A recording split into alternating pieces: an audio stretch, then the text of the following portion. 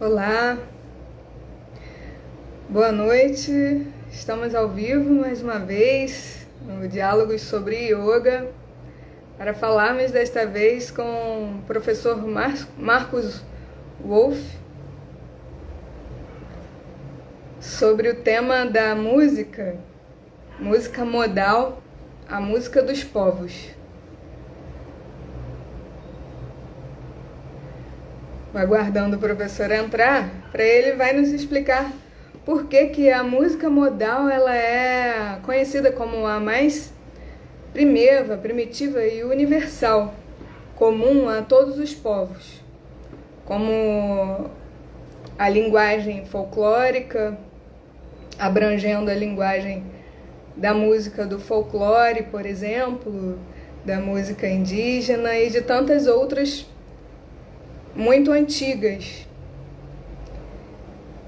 Ele tem a propriedade para nos explicar a história da música, ele é professor de história da música e tem condição de explicar por que a música modal ela se distingue da música tonal, por exemplo, que é uma música já oriunda dos estudos humanos, né, das experimentações e da habilidade humana.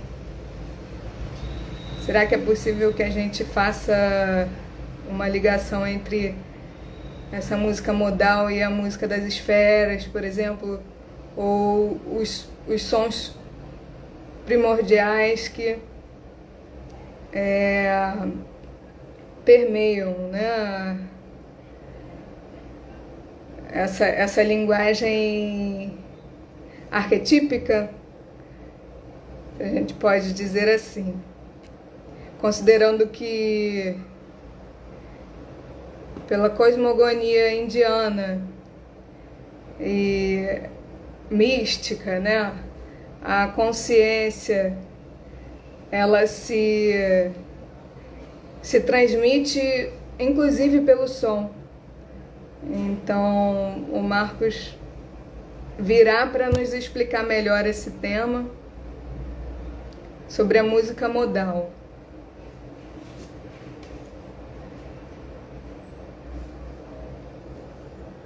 Tô chegando aqui.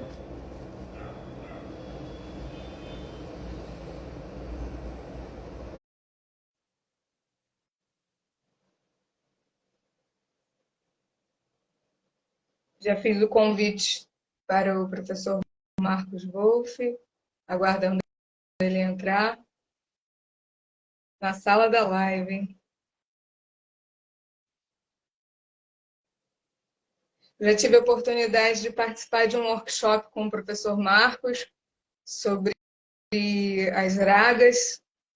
Ele é especialista também em Tagore e pensamento decolonial. Maravilhoso poder contar com a presença dele aqui.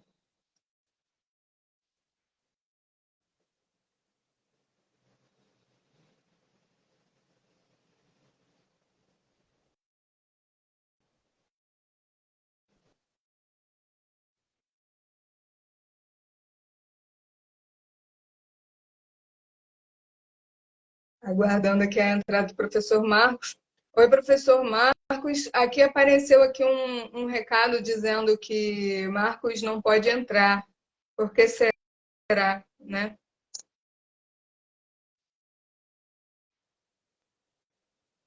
Eu vou fazer novamente o convite. Acabei de fazer o convite. Vê se você aceita.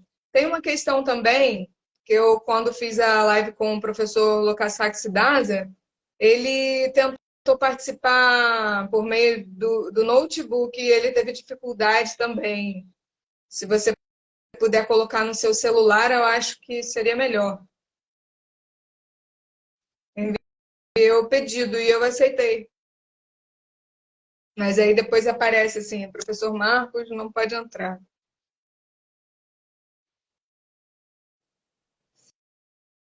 Você recebeu o meu convite?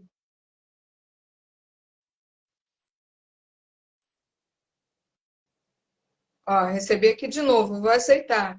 Entrar ao vivo com o Marcos. Acabei de fazer.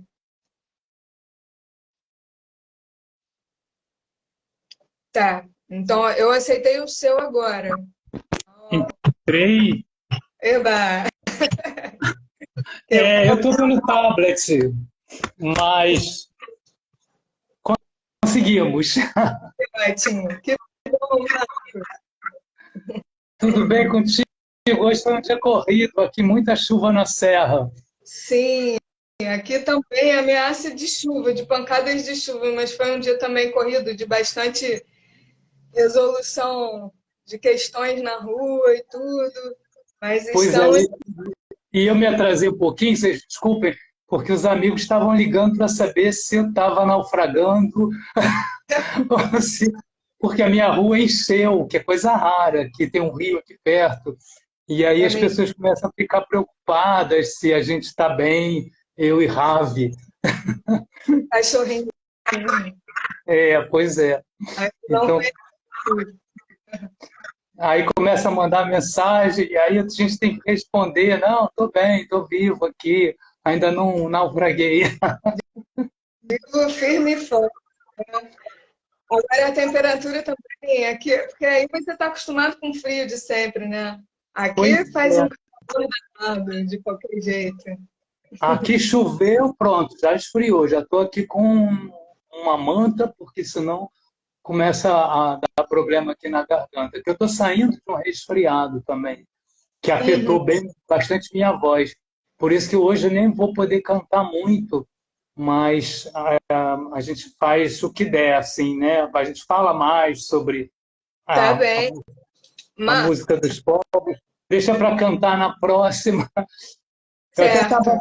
Se você quiser, você pode abrir a sua fala ou fechar a sua fala com uma araga, aquela Bhairavi que você costuma cantar, a coisa mais linda do mundo. Pode ser ela. O Guilherme Maia está falando aqui. Fala, grande Marcos. Vou tomar um lanche aí com você, um cafezinho aí com você. Podem vir. A gente combina um grupo aí de vocês subirem a serra. A gente faz aqui um encontro de música indiana.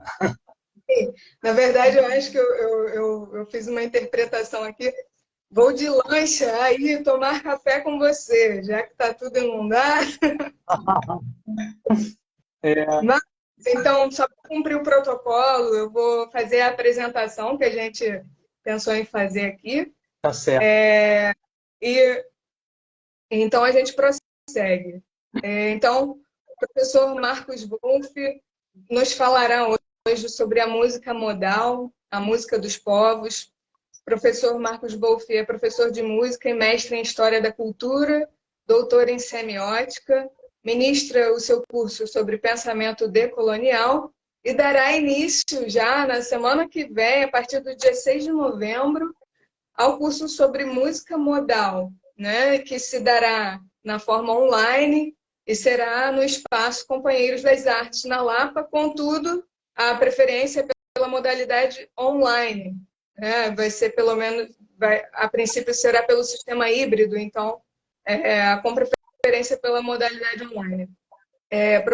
Professor, por que Aham. que o senhor, então, nos explique, por gentileza, o que é o sistema modal na música e por que é considerado o mais universal e primitivo. Pois é, uma boa pergunta essa, né? Agora, só para completar a tua apresentação, aí para o pessoal Sim. que quiser conhecer mais sobre a decolonialidade, né, que é um pensamento que está muito chegou no Brasil atrasado, né, que começou lá com os argentinos na década de 70, o pessoal falando sobre a filosofia da libertação, com Eduardo Dussel e outros filósofos, depois o Walter Mignolo, que também é da área da semiótica, e eu tenho um canal no YouTube, Marcos Wolff, que não é de música, é esse canal, Marcos Wolff, é, é o canal sobre o curso decolonial, que é gratuito, quem quiser acessar lá as aulas, deixar os comentários, vai ser super legal. Tem o link Tá? no bio também. Tem o link Tem o na link, minha bio. E, sim. aliás, meu Instagram é Marcos Wolff, tudo junto 5, né? Deve ter outros Uhum. 4 aí antes de mim no Instagram. Mas agora, voltando para a tua pergunta, né? Por que que a música modal ela é a mais universal? Olha, é difícil explicar, mas vamos lá, vou recorrer ao meu mestre, o professor Kohreuter, que foi o compositor, maestro, regente que fundou o Grupo Música Viva no Brasil na década de 40, logo que ele chegou ao Rio de Janeiro. Ele era um compositor de vanguarda que fugiu dos nazistas, e eu fui conhecer ele na década de 80, no final da década de 80, fui estudar composição com ele, estética, contraponto, milhões de aulas que nós fizemos com ele, e eu sou muito grato a ele, porque foi com ele que eu fui à Índia a primeira vez, há mais de, não vou nem dizer quando, no final dos anos 80, né? E aí ele tem essa teoria de que a música modal não é apenas o modo, ele não é apenas, vou falar disso também no curso, na primeira aula, não é apenas uma escala, como muitos musicólogos pensam. O modo, ele é uma forma de encarar o mundo, a consciência modal, vamos dizer assim, que é uma consciência que apreende a coisa de uma forma mais totalizante, mais holística, onde a música faz parte de um todo, né, que é maior do que a música não é apenas som. Por isso a música lá na Grécia Antiga, né, na própria Índia, na tradição, né, no período mais tradicional, a música está ligada aos rituais, a música está ligada às estações do ano, né? Na própria tragédia grega, a música está ligada ao teatro. Então, ele tem essa visão de que a música modal ela expressa um outro estado de consciência, que é diferente da música tonal, onde você tem um sistema que tem acordes e uma melodia principal, né? Você tem acordes, dó maior, ré menor, mi menor, por exemplo, se eu estou em dó maior, né? Que aí você tem uma melodia acompanhada, e a grande diferença é que você vai ter na música tonal um pensamento linear, você vai ter causa e efeito, você vai ter determinados acordes que têm dissonâncias que, para elas serem incorporadas ao sistema tonal, elas precisam ser resolvidas, assim, né? E isso não existe na música modal, porque na música modal há um sentimento de, vamos dizer assim, que tudo gira em torno de um centro. Então, é diferente dessa outra música tonal, que está mais ligada, que surge na Europa no final do Renascimento, já no final do século XVI, já no início do período barroco, em que eles estão pensando em expressar sentimentos muito humanos, né? A coisa do barroco são sentimentos assim, e o homem dividido entre o céu e o inferno, né? Aquela coisa do pensamento barroco que a gente teve aqui no Brasil, no Gregório de Matos, né? Aquela coisa de dilacerada das paixões e tal. Essa música barroca vai começar a usar esse sistema tonal em que você precisa ter a dissonância resolvida, e isso causa vamos dizer assim, um pensamento mais racional, mais linear, onde tudo está dividido, né? Enquanto que na música modal, que é a música de todos os outros povos e da própria Europa antes do século XVI, que é uma música mais próxima da música oriental também, e da música dos nossos índios aqui das Américas, que é uma música onde tudo está ligado a um mundo mágico, a uma consciência intuitiva, né?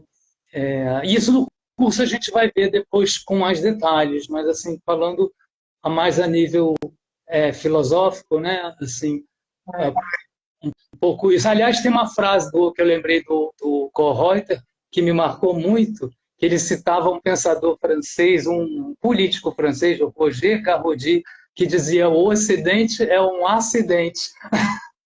Porque não deu muito certo, mas é o Ocidente moderno, né? Acidente. embarcou numa onda individualista que separa tudo, que divide tudo, que é o oposto do yoga.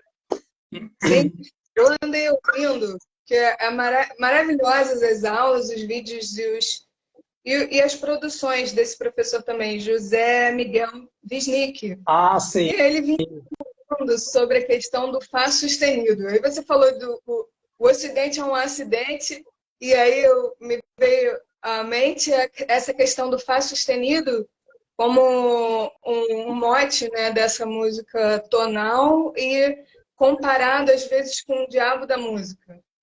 Sim, porque aí nesse caso ele está se referindo ao Fá sustenido quando você está no tom de Sol maior.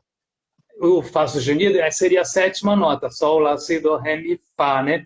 Quando ele se torna Fá sustenido, que é o que diferencia o modo mixolídio do modo de Sol maior. No modo mixolídio, você tem o Fá natural, sem o acidente. Você tem Sol, Lá, Si, Dó, Ré, Mi, Fá, Sol, né? E no modo de Sol maior, que é o tonal, você tem Sol, Lá, Si, Dó, Ré, Mi, Fá e Fá, Dó, Fá, Dó. Isso é tenso, né? Isso é o diabo na música, que era proibido por causa dessa tensão na música medieval. Era proibido. E na música tonal, isso passa a ser incorporado, esse Dó-Fá sustenido, mas vai resolver o Fá sustenido no Sol. O Dó vai descer para o Si, no acorde seguinte, e o Fá sustenido vai encadear para o Sol. Então, aí o Fá sustenido se torna a nota sensível, que é o que diferencia o Sol, o, o modo da tonalidade, né? Sim, sim. De certo modo, os modos, sem ser repetitivos, sendo, né? Está mais ligada à nossa fluidez, digamos, das emoções. Ou a gente estaria assim, mais próximo da dualidade ou não, né? Ou na verdade, ou assim, o que eu estou querendo dizer a música dos modos, ela nos transfere, né, para uma dimensão menos artificial ou não, assim, mais honesta em relação às emoções. Como é que é essa relação da música modal e o estado de espírito, digamos assim, né? Então, a música modal, ela também expressa diferentes emoções. Isso tanto na música medieval europeia, né? Eles têm desde a Grécia Antiga, no Ocidente, falando de Ocidente primeiro, né? Desde a Grécia Antiga, Platão tinha ele escrito sobre como cada modo tinha um estado de espírito específico, que é exatamente o que aconteceu os indo-europeus lá do outro lado, na Índia, também escreveram e debateram durante séculos numa teoria estética que vai desde a época do Bharata Muni, que é o sábio a quem se atribui ao Homero da Índia, a quem se atribui o Natya Shastra, que é aquele tratado de dança e música. Ele já fala de que as ragas, na época ainda não tinha o nome de ragas, mas depois vai se tornar ragas, as ragas vão expressar determinados afetos, né? Eles chamam assim. Só que a forma de expressar esses afetos, tanto na Grécia Antiga e depois na Europa medieval, quanto na Índia, é uma forma em que você tem determinados. Como é que a gente pode dizer? São afetos impessoais, sabe? Pegar o exemplo do teatro sânscrito, que eu conheço melhor, estudei mais. Você tem uma cena teatral lá do teatro dança deles, que eles sabem que fazem os mudras, né? Vão contando as histórias sem palavras, por gestos. Mas então o cantor ele vai cantando um texto, né? Em que vai falar sobre, por exemplo, o amor. Vamos dizer que a cena seja o amor na união, né? Que na Índia tem essa coisa, o Shringara, esse afeto Sringara, que está lá no Natya Shastra, ele não é uma coisa assim humana, vamos dizer assim, na dimensão humana. Ele geralmente está remetido a uma história mitológica de como Rama e Sita se apaixonam, e aí é uma cena, né, em que o amor vai ser transmitido através daquela raga, mas para levar o ouvinte a um estado de consciência mais elevado, né? Não é para fazer a pessoa sofrer, não é para fazer, não é música de dor de cotovelo, como a gente vê aqui na música brasileira, né, popular, aquelas músicas que falam do sofrimento, não sei o quê. É uma concepção assim que eles vão, na verdade, codificar. São 9 raças, que são as 9 emoções básicas do teatro sânscrito, que tem o heroísmo, que tem o maravilhamento, tem Shanti, que é a paz, né? E, bem, agora não vou me lembrar de todas elas, né? Eu tenho isso tudo aí escrito. E aí eles associam determinadas ragas, são ragas da paz, determinadas ragas vão expressar o amor, né? Outras ragas vão expressar o heroísmo, como era na Grécia Antiga, determinados modos, o dórico está ligado ao heroísmo, o frígio está já ligado a outra coisa. Então, essa percepção é que esses povos antigos tinham, que foi se perdendo, né, na música, vamos dizer assim, na música barroca ainda tinha um pouco, né, porque é uma herança que veio do Renascimento, mas depois as paixões vão se tornando no romantismo, né, na música europeia, cada vez mais emoções humanas, né, de um indivíduo que se sente separado do outro, que se sente fragmentado, até dentro dele mesmo, né, ele é dividido, é um sujeito dividido. E isso a música vai expressar, a música da dualidade. É a música do tonalismo, que é a música que domina na esfera da música popular brasileira ainda hoje. Assim, né? Você tem acordes, você tem o sistema tonal ainda funcionando, né? Sendo que a música erudita, contemporânea, ela já ultrapassou isso. O Kohreuter foi um que, bem, ele foi para a Índia na década de 60, né? E ele buscava justamente uma consciência, recuperar um pouco essa coisa da unidade, né? De fazer uma música que não fosse a expressão da dualidade, mas que fosse onde, por exemplo, a harmonia e a melodia fossem uma coisa só, né? Isso torna esse um sistema mais complexo e com um espaço criativo maior ou não? Se isso torna, deu uma falha aqui na internet, mais complexo, foi isso que você falou? Mais complexo e com um espaço de criação, né? Um espaço criativo maior ou não? Você está se referindo a essa criação contemporânea, erudita, do Kohreuter? Sim. Realmente, aí o compositor tem uma liberdade muito grande, né, de criar. Ele escreveu uns concertos para citar e orquestra, em que tinha um pouco da tradição indiana, do músico improvisar, né, do intérprete estar lá tocando citar e improvisando dentro de uma raga, mas ele cria uma estrutura maior, né, que são várias partes da obra, assim, e, na verdade, o que ele faz não é mais música indiana, ele já quer fazer uma música que seja universal, assim, né? E é um desafio, né? Porque a ideia dele é fazer uma música quadridimensional. Porque ele fala que a música... bem, aí eu não sei até que ponto a gente concorda ou não, eu mesmo tenho dúvidas.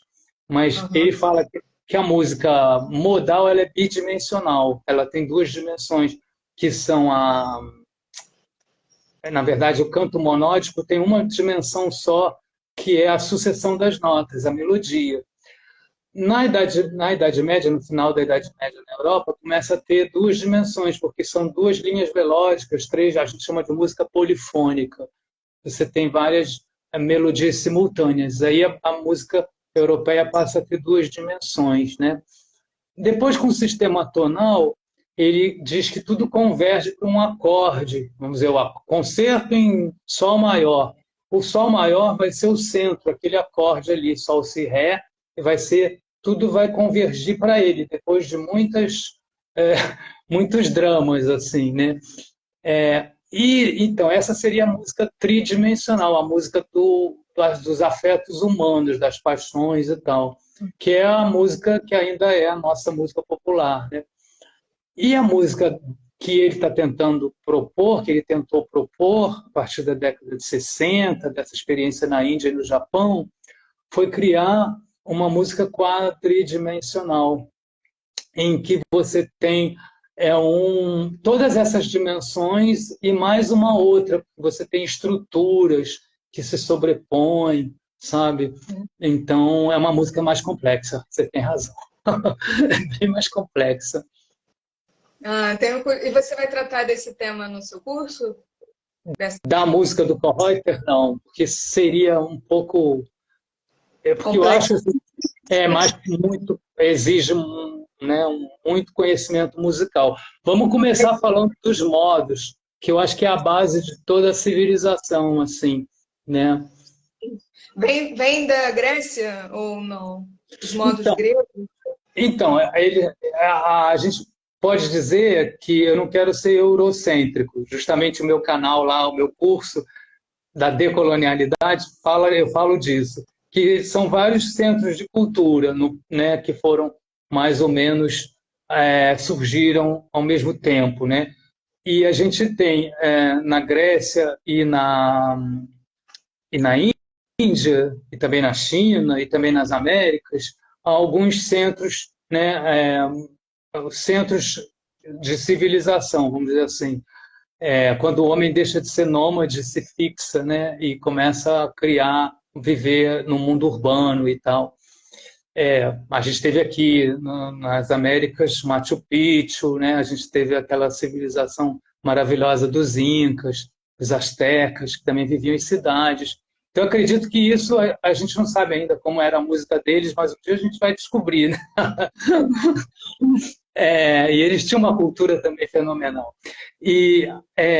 Então, o que eu ia te dizer, o que eu percebo do que eu tenho estudado é que existe uma similaridade muito grande entre esses modos gregos e esses modos indianos, a ponto de que todos os modos que, pelo menos, chegaram ao mundo, à Europa moderna, assim, foram pesquisados no Renascimento. E no Renascimento, vocês sabem que teve aquela moda de pesquisar a cultura da Grécia Antiga, né? E os músicos também.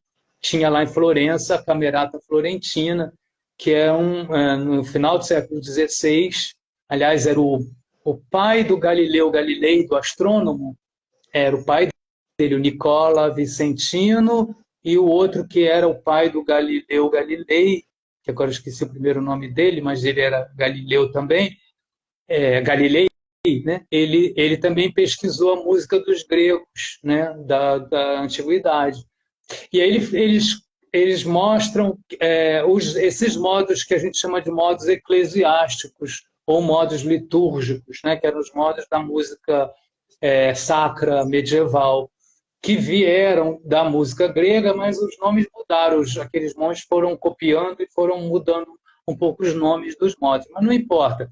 O que importa é que os gregos tinham o modo mixolídio, lídio, dórico, frígio, eólio e jônico. Então, eram 6 modos, né, que na Idade Média, porque, como eu falei, o que caracteriza o modo não são apenas as notas, as escalas. E tem outras coisas além das escalas, que são as notas principais, as notas que a gente vai enfatizar mais.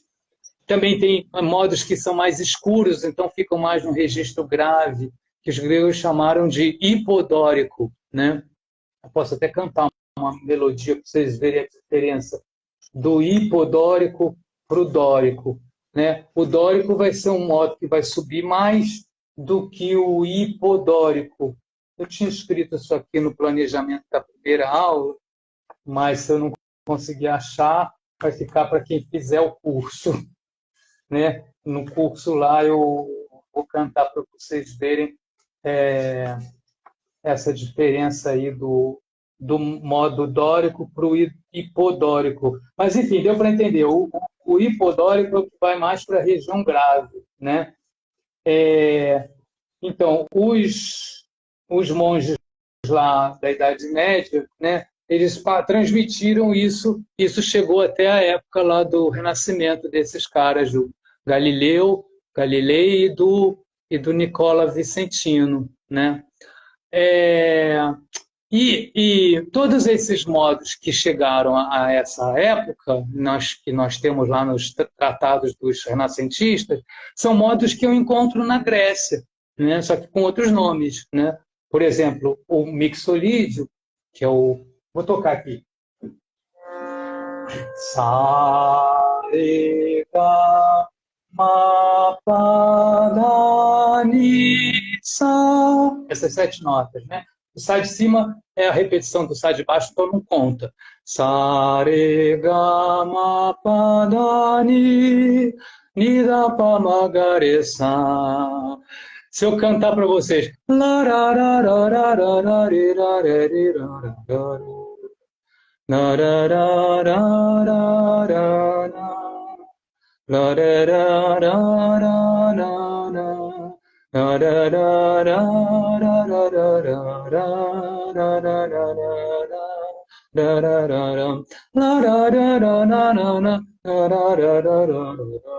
Vocês estão vendo que é uma canção nordestina que está no modo mixolídio, que veio para cá com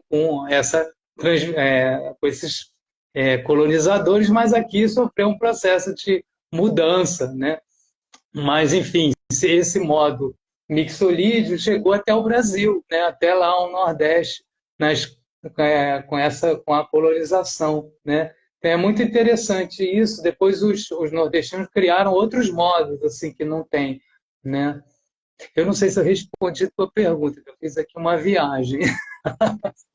Maravilhoso. E você chegou onde eu ia perguntar também a questão dessa sua analogia que você faz com a música nordestina.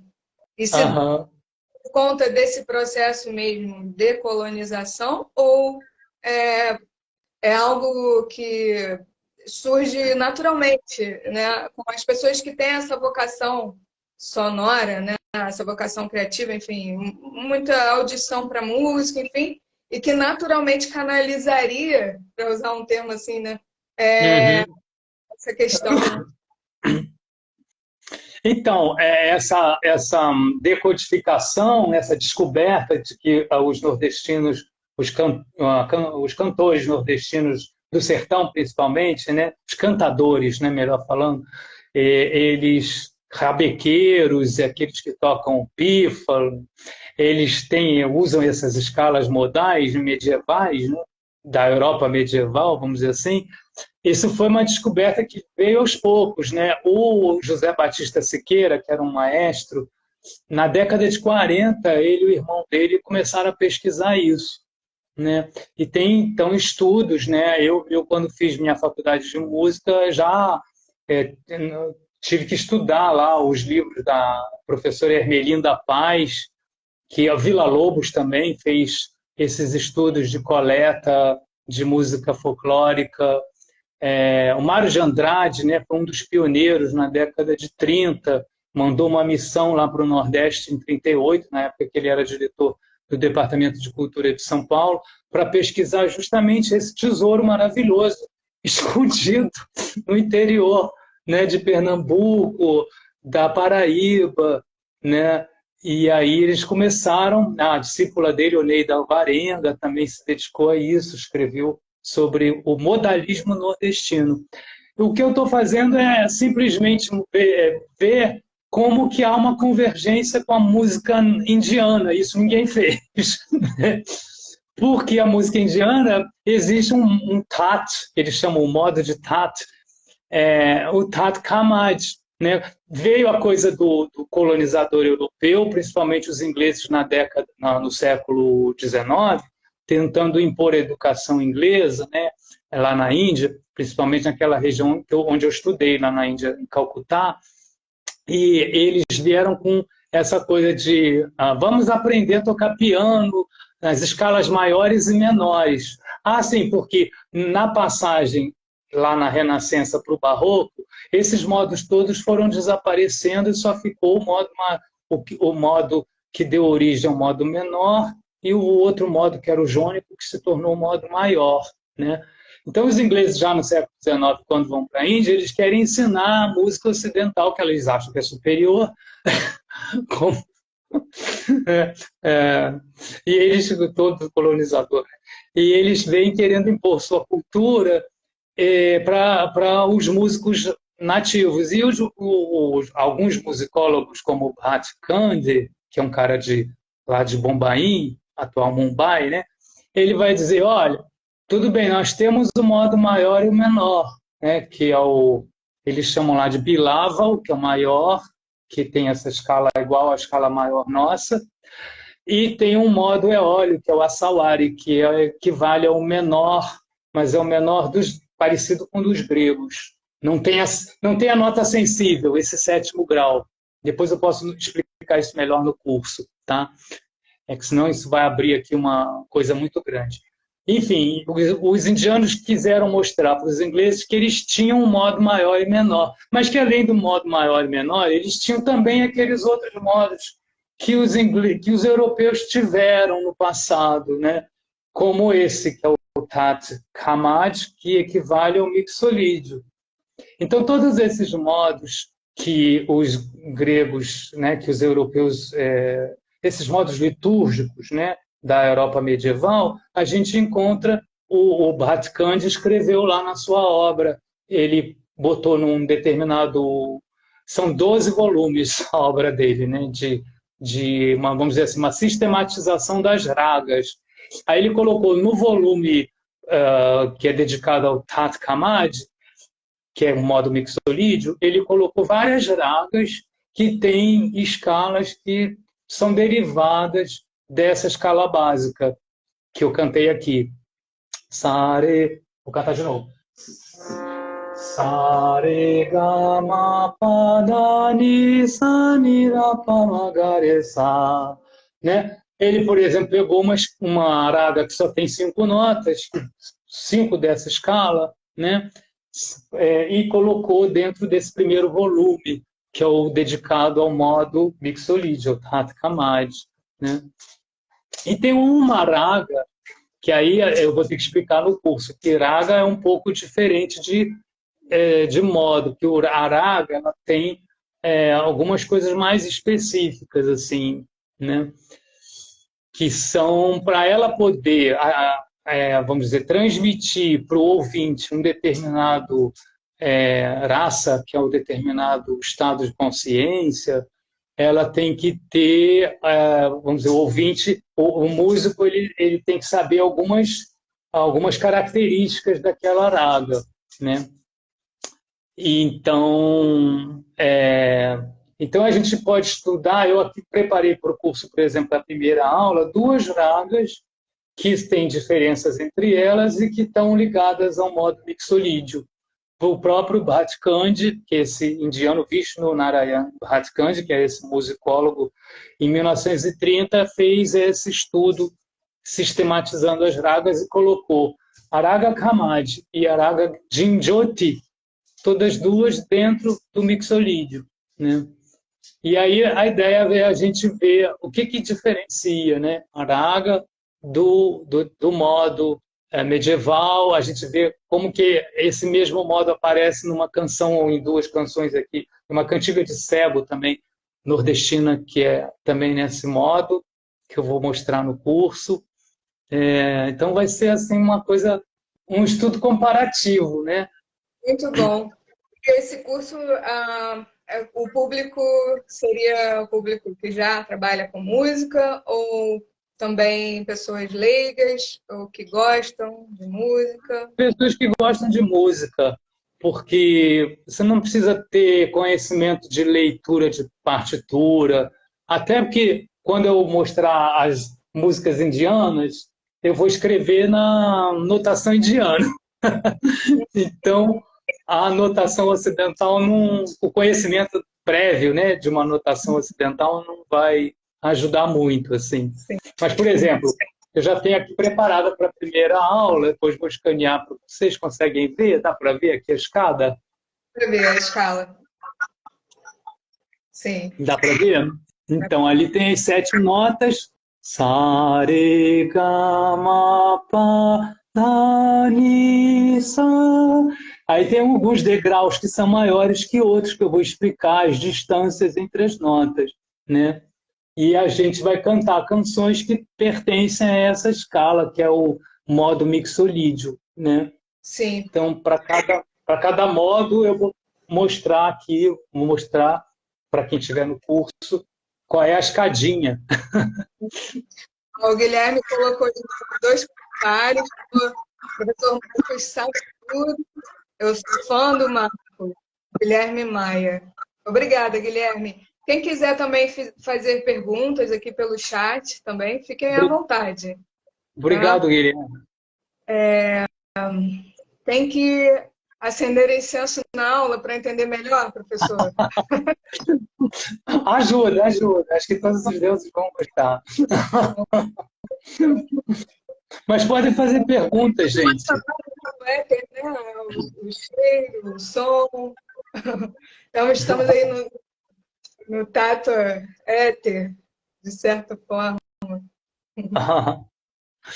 Então, essa eu falei mais do mixolídico, que é o tema da primeira aula, né? Sim. Mas a ideia são 4 aulas, né? E estou aqui com o meu computador ligado, eu posso ler aqui para vocês. Sim. Então, primeira aula a gente vai perguntar o que é, a gente vai esclarecer melhor o que é uma raga, o que é um modo e tal. E A gente depois pode repassar o conteúdo do curso. E eu te perguntaria, é algo bem ilustrativo, né? Que a gente estava falando sobre a semelhança da música indiana com a música nordestina e toda essa influência desses sistemas da música, né? Uhum. Algo que salta aos olhos, por exemplo, é a semelhança entre os instrumentos, por exemplo, do acordeon e do harmônio. Uma pessoa que pelo menos que olha, eu nunca toquei os dois instrumentos, mas assim, a gente olha e observa que tem muita semelhança.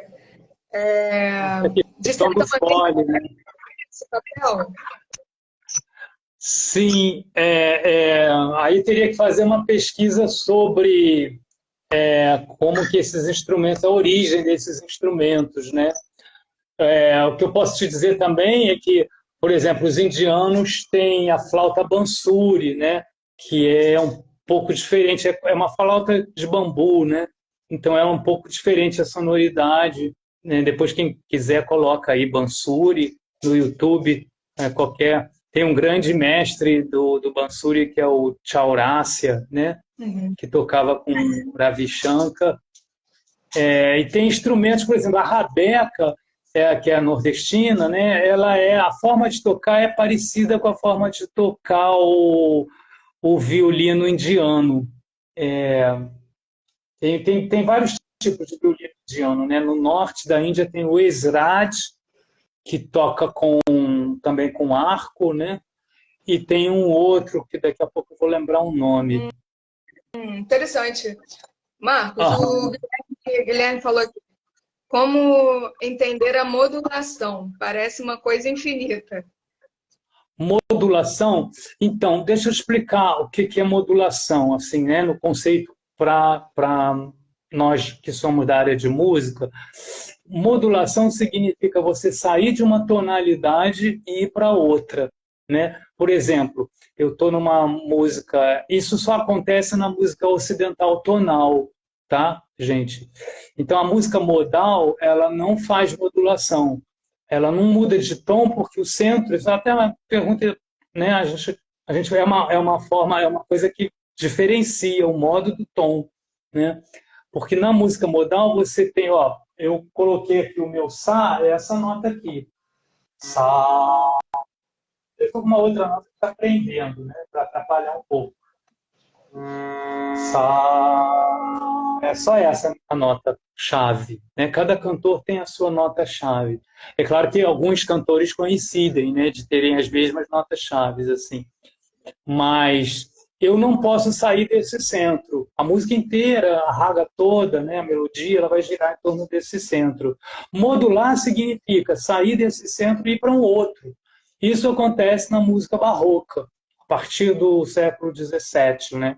A época do Monteverdi, e acontece na música erudita, até também na música popular, em alguns casos. Você sai do dó maior e faz uma modulação para sol maior, para tons vizinhos. Ou depois você pode ir também para tons afastados, que aí é uma coisa mais dramática, né? Tem uma expressão mais dramática.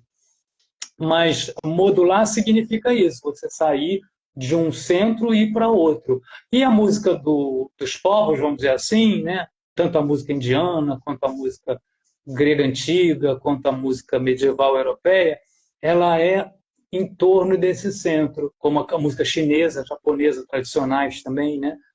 Do Gagaku, né? Do teatro tradicional japonês, elas não modulam. Tá? E por isso elas não têm acorde, porque elas têm uma riqueza tão grande também, né? Isso é outra coisa importante, diferencia a música tradicional indiana, a música clássica indiana, da música ocidental moderna, né? Tonal. Porque a música ela tem uma riqueza melódica tão grande que se você sobrepor um monte de notas, que são os acordes, você vai perder tanto a riqueza melódica quanto a riqueza dos timbres.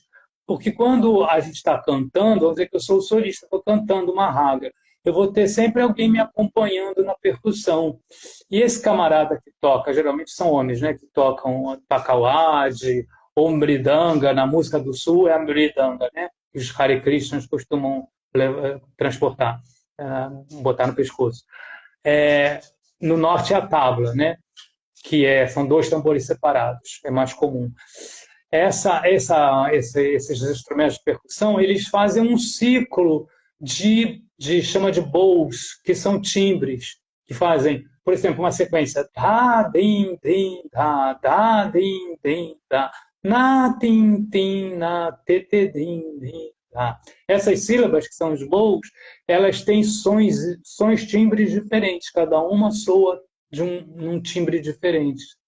Então, se você puser um acorde, um monte de nota em cima, você não vai conseguir escutar. E eu, como solista, quando eu estou improvisando, né, porque outra característica da música clássica indiana é que a gente vai, depois que já absorveu as regras todas, a gente vai soltar, vai improvisar. Mas eu tenho que improvisar dentro de um ciclo que gira, né, que são essas talas que o cara está fazendo na percussão. Eu tenho que escutar pelo timbre por exemplo, esse que eu cantei aqui é um ciclo chama Tintal, de 16 tempos. Na, da, din, din, da, din, din, da, na, tin, tin, ta, te, te, din, din, da, e começa de novo. Então, essa música que gira em torno de um centro, né, ela também ela causa esse efeito hipnótico através desse mecanismo, né, do ciclo dos timbres, que são os bowls, né?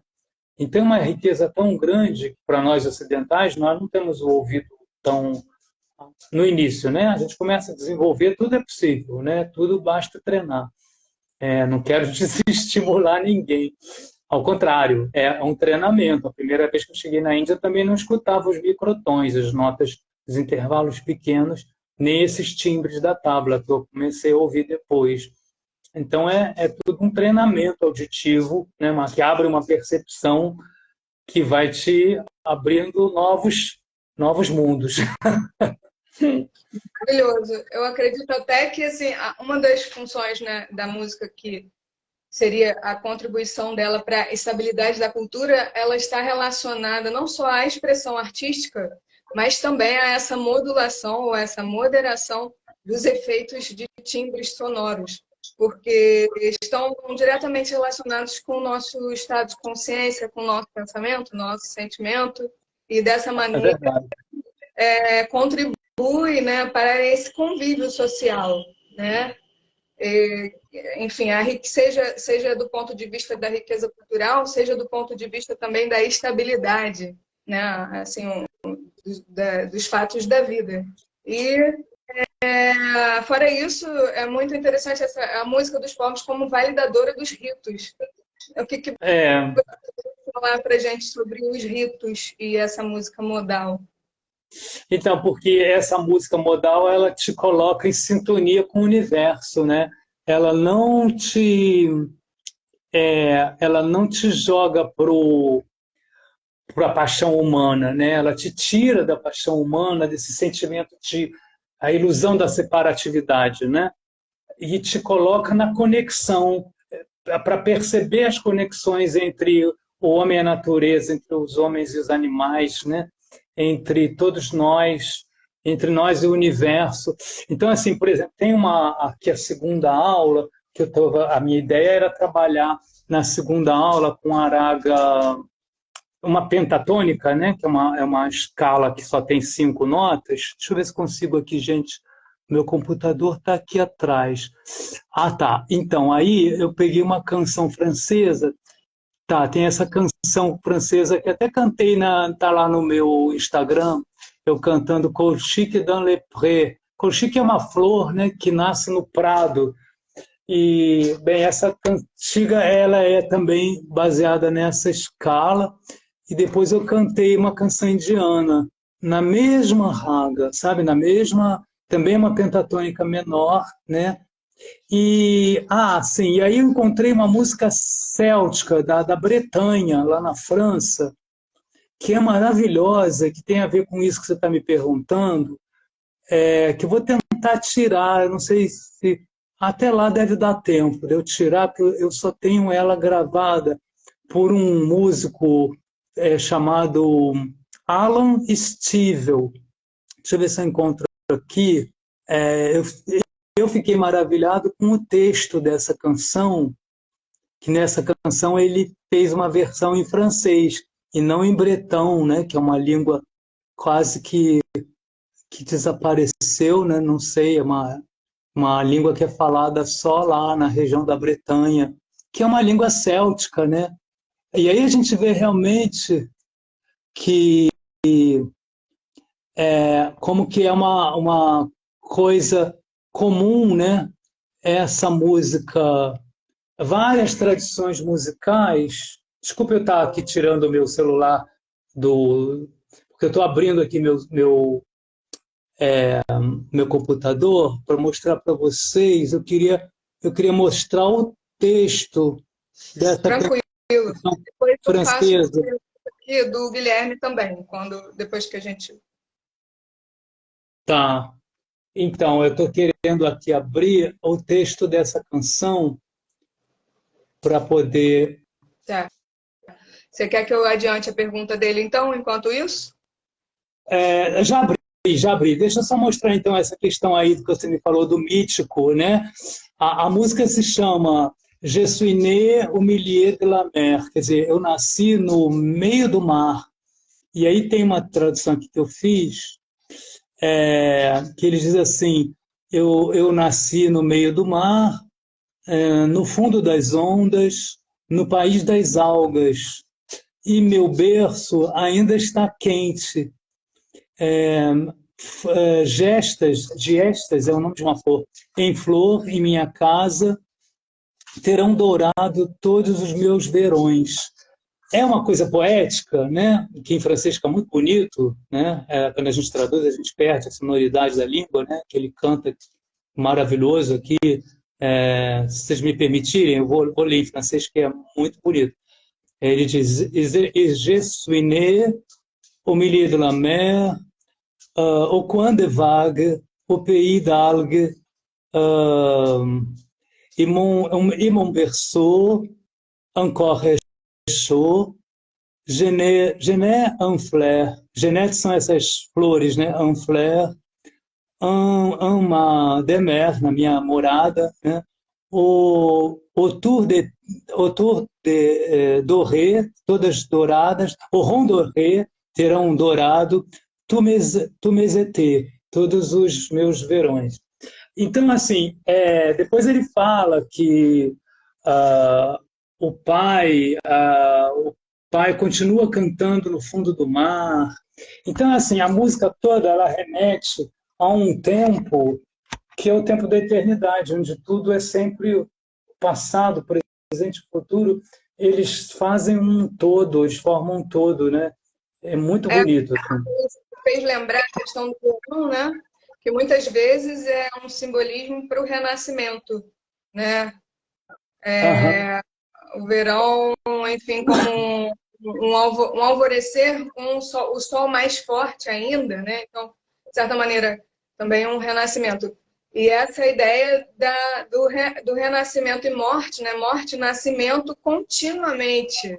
Porque, aham, né, a gente vive numa questão assim, no tempo linear, né?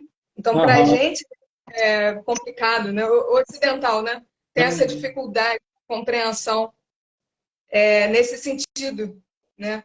E por isso a dificuldade também de lidar com a morte, o momento derradeiro em Pois vida. é, Mas, porque está separado da vida, né?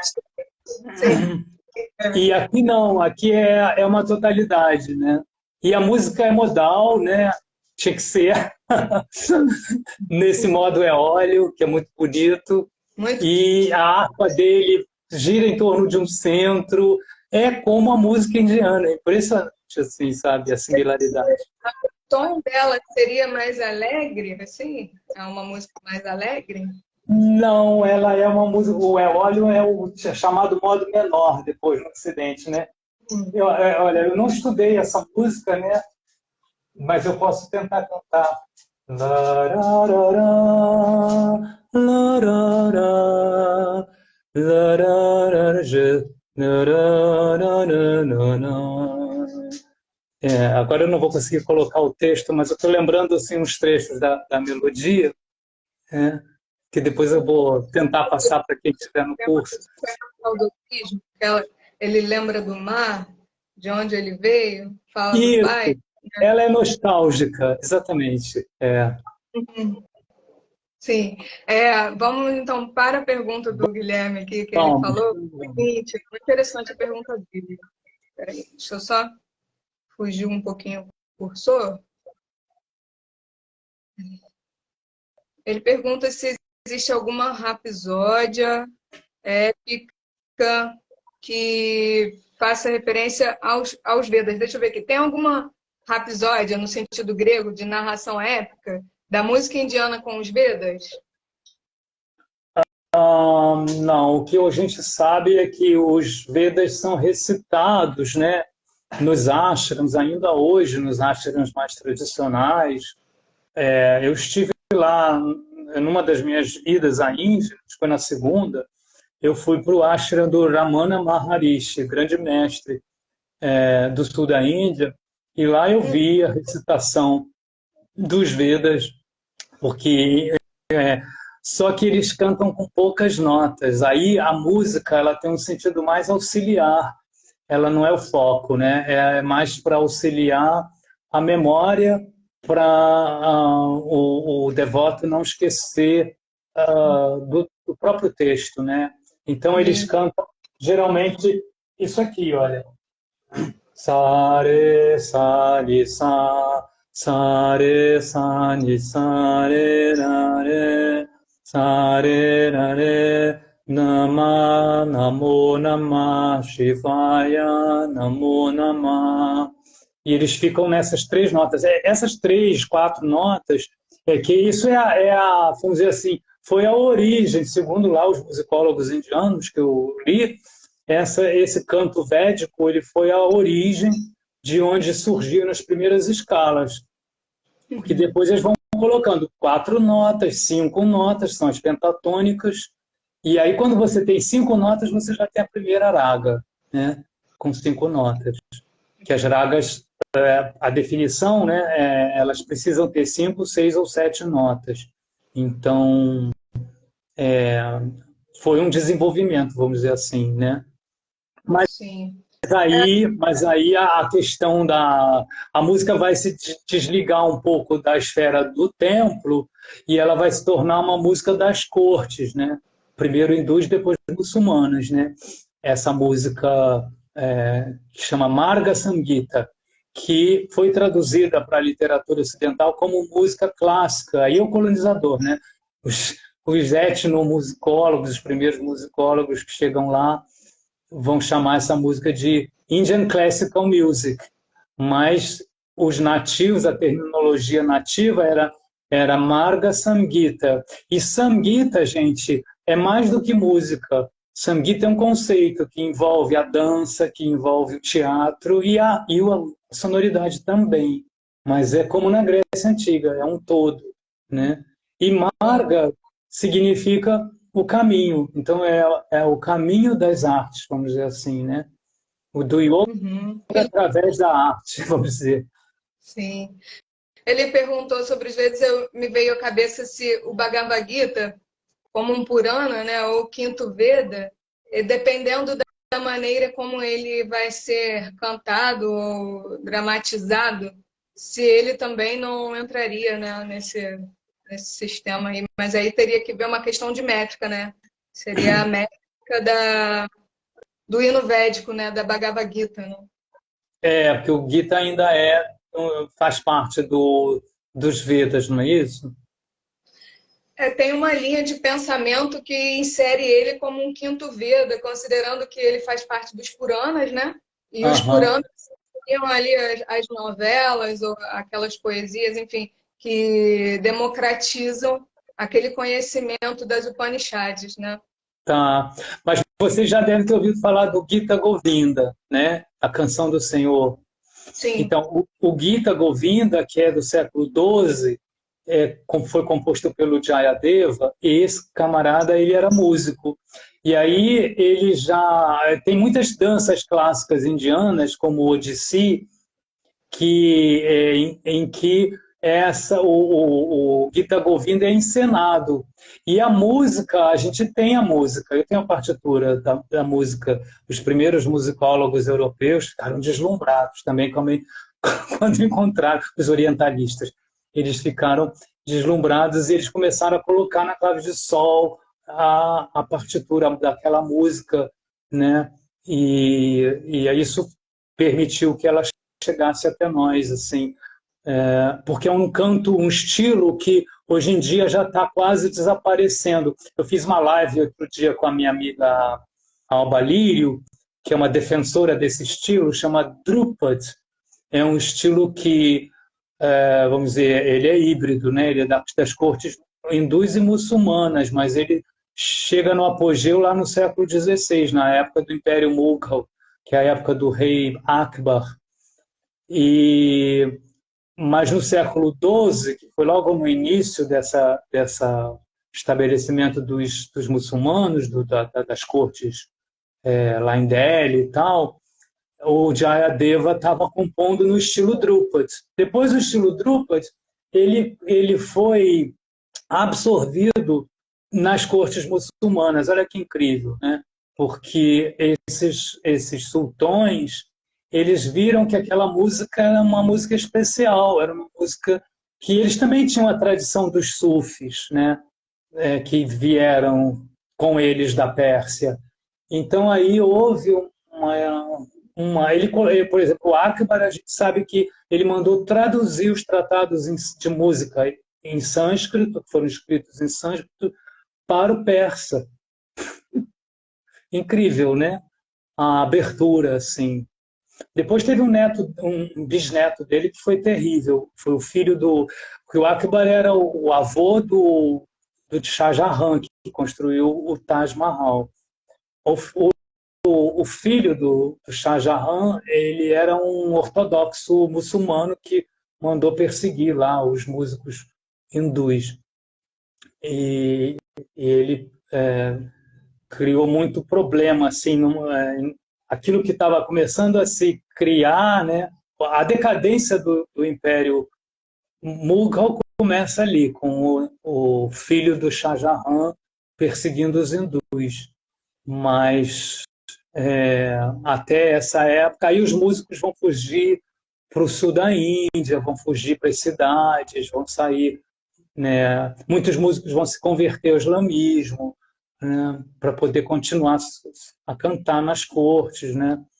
Então, a história da Índia é também uma história de conflitos, né? Assim, De resistência cultural, né? resistência, pois é, uma boa palavra, né? É, e aí a gente tem essas coisas, né? Por exemplo, também tem os ciganos lá, né? Que você falou na minha terceira aula, até na segunda eu vou falar um pouco dessa raga aí no modo eólio, que com essas canções francesas e tal. E na minha terceira aula eu vou falar da raga dos ciganos, né? Que eles eram uma etnia lá na Índia, já se sabe disso. Eu, inclusive, tive a honra de cantar em Brade, né, que é o dialeto hindi lá do canto clássico.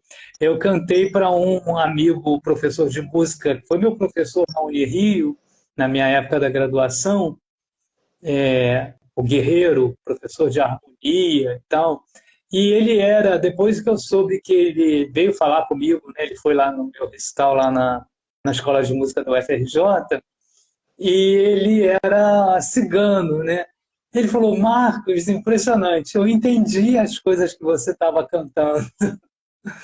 Aí ele falou para mim, conta para mim os números até 10, né? Aí eu contei em Hindi, ek, dui, tin, char, panch. Aí ele falou, é igual em Romani, né? Eu falei, pois é, e essa música do Flamengo que vocês levaram para a Espanha, né? Para o sul da Espanha, para Granada e tal, é a mesma raga que na Índia se chama Bhairavi, né? Que é uma raga assim de emoções fortes, né? Na tradição indiana, ela está ligada, vai ser a nossa terceira e quarta aula. Ótimo. Então, a gente também encerra a nossa live com essa demonstração maravilhosa.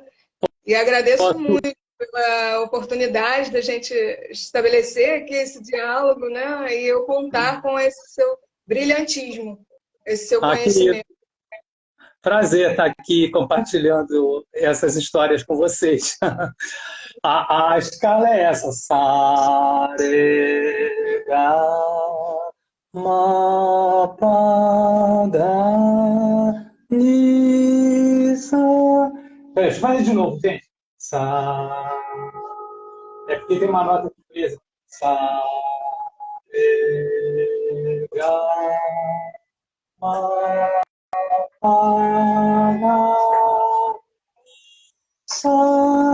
essa nota presa às vezes me atrapalha. Eu tenho que mandar consertar o meu harmônio. É difícil que conserte. Sa, ni, da, pa, ma, ga, e, sa. E aí tem uma canção do Tagore maravilhosa que chama Renobiná, que é de uma ópera dele, que vai ser o tema da nossa aula.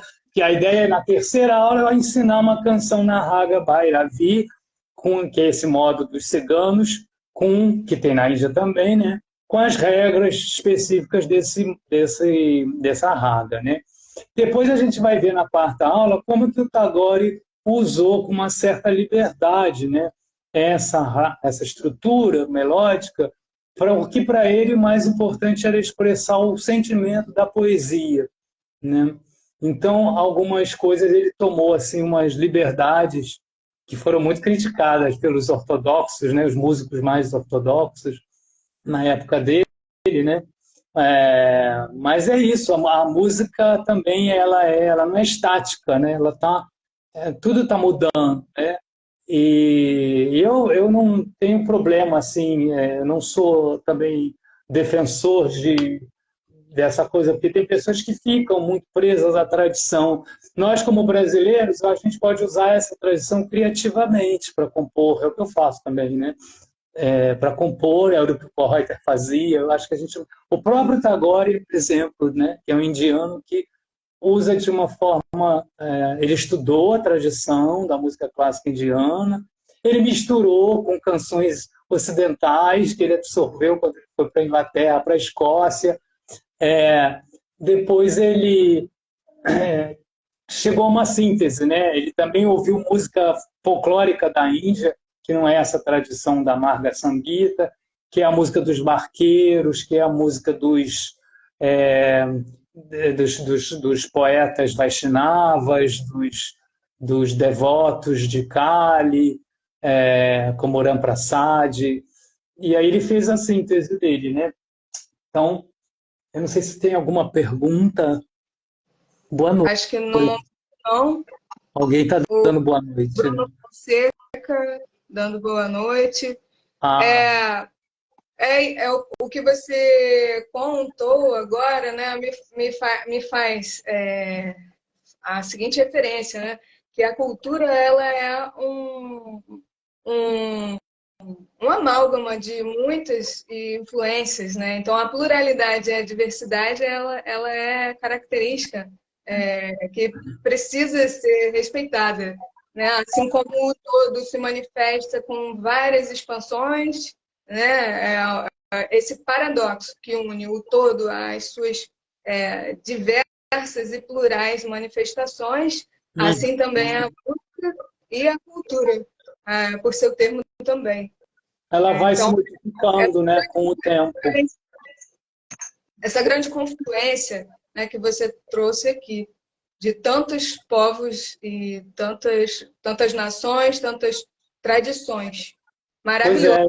é, O curso nós promete. vivemos nesse momento que, por um lado, né, é maravilhoso também a gente ter a oportunidade de ter acesso à música de outros povos, à cultura de outros povos, né, essa aldeia global, né, que a gente tem hoje em dia.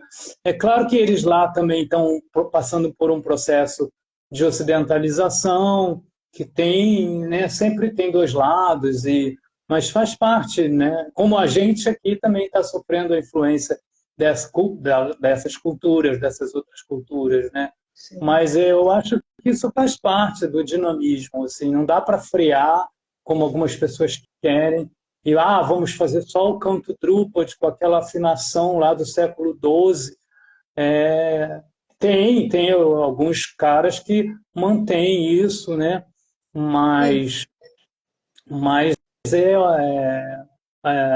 a vida é dinâmica, né? A cultura também, né? É, E eu acho que a gente pode pegar o que tem de bom, o que a gente pode é, aprender com cada uma, né? Assim, fazer essa síntese. sim, sim, com Isso eu certeza. aprendi com o Paul Reuter, que era o que ele fazia, ele buscava construir essa cultura universal a partir de né, de vários Existe, diálogos. existe música de uma nota só? Existe. Existe. É, tem o João Gilberto já fazia, né? Um É, sambinha, não era o samba sambinha, de samba de uma nota só. uma... Na música indiana, uma nota só significa muita coisa, porque essa uma nota só, no meu sa, que é essa nota aqui, olha, sa, primeiro grau, ela é o ponto de conexão, como na Índia tudo é místico, né? A música também, ela, ainda mais essa música da tradição da Marga Sangeeta, que eu expliquei antes, é a música do caminho. Então, ela faz a conexão do nosso corpo, né? Nós somos um instrumento de mente, corpo e alma e energia com o universo não manifesto. Então, está na tradição indiana, né? Musical também, essa visão de que através desse som de base, que essa nota de base que a tambura faz, eu não sei se vocês conseguem ver minha tambura que está ali escondida, né? Vocês conseguem Uhum. ver? Ela está ali Sim. atrás, perto da janela. Uhum. Essas quatro cordas que fazem quase que duas, elas não fazem uma nota só, elas fazem duas, elas fazem o Sa, Pa, Sa. Ela faz isso aqui, a primeira corda, a segunda, a terceira e a última. Porque esse instrumento vai me dar um zumbido, uma referência que é esse som da conexão com o universo não manifesto. Você Então, procura o essa é a ó, base. E em cima desse som é que a gente vai fazer a guirlanda das ragas, né? Com as várias notas. sim. Guilherme falou assim: um dia quero ter esse jeito calmo do Marcos. A música indiana clássica não abriu espaço para um bar, por exemplo. Música sacra se incrementa tanto musicalmente que perde um pouco a oração. Eu acho que é isso que ele quis dizer. Interessante. É isso, né? A música ela te coloca nesse estado mais centrado e tal, ela ajuda, né? Mas eu ia então mostrar para vocês para finalizar, se ninguém tiver mais nenhuma pergunta, a canção do Tagore, não é? Vou cantar um pedacinho e eu fiz uma versão cantando. É uma versão em português, não é exatamente o que está em Bengali, que é a língua que eu estudo até hoje, a língua lá do poeta, mas porque é difícil encaixar em português na melodia, né? Então, eu vou cantar um pedacinho, o primeiro estrofe em Bengali, e depois eu canto em português, tá bom? A canção fala sobre... Ela foi composta em 1930, é uma canção, né? Tagore faleceu, deixou o corpo em 1943, mas ele estava muito incomodado com a robotização, né? Então ele faz uma ópera chamada Tasher Desh. Desh é terra, Tash são as cartas. É uma espécie de Alice no País das Maravilhas, mas é um país governado por uma rainha despótica e todo mundo é muito robotizado, todo mundo obedece ordens. Até que aparece uma ninfa, que é essa canção aqui é quando ele descreve essa ninfa, que é uma manifestação da divindade, e ela vai tirar as pessoas dessa robotização, ela vai mostrar a beleza e tudo. Então, a canção fala isso, né? Enu bina, enu bina, oti dine poteruna, chae nachina. China, China. Oh, bela ninfa, bela sempre te esconde atrás da neblina da noite. Mas a sua música se vai com o vento batache,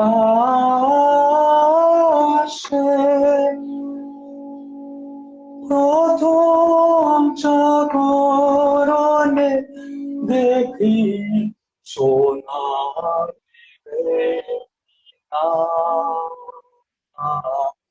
Divina, Enubina, Enubina, Enubina.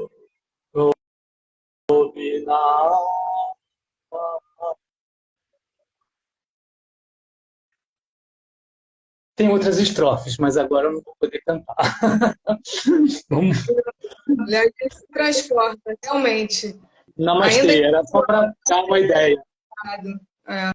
O áudio da música fica um pouco prejudicado pela distância aqui, pela tecnologia. Contudo, é possível, mesmo assim, a gente se transferir, né? A gente se transferir. Que bom. Muito bom. Hoje a minha conexão deve estar um pouco ruim por causa desse temporal que caiu aqui na Serra, né? Até que a nossa comunicação aqui fluiu bem. Vamos ver depois na gravação. Então, aliás, vou te pedir porque alguns amigos me pediram para gravar, né? Para deixar salvo, te lembrar. Claro, um registro. Uhum. Tá? Um grande abraço, então, namastê. Outro. Namastê. Até a Obrigado próxima. aí pelas presenças, pelas participações de todos. Obrigado, viu, gente? Namastê. Gratidão pela presença de todos. A doutora Andréia disse lindo com relação à sua canção. Guilherme Bravo. Chloe Curtis também havia feito um comentário aqui. Excelente bate-papo. Ah, que Então, bom. E até quem mais. quiser, então, se inscrever no curso, pode me acessar pelo meu Instagram lá, mandar um direct, né, uma mensagem, que a gente explica valor e como faz para se inscrever, tudo isso, tá bom? Vão ser 4 aulas, 4 segunda-feiras e excelente. Segundas-feiras à noite na modalidade online, a partir do De- dia 6 de é, novembro. Né, 18 professor? horas, das 18 às 19h30, isso. Tá certo? Gratidão. Namastê, Namastê. obrigado. Até mais. Dhanobad.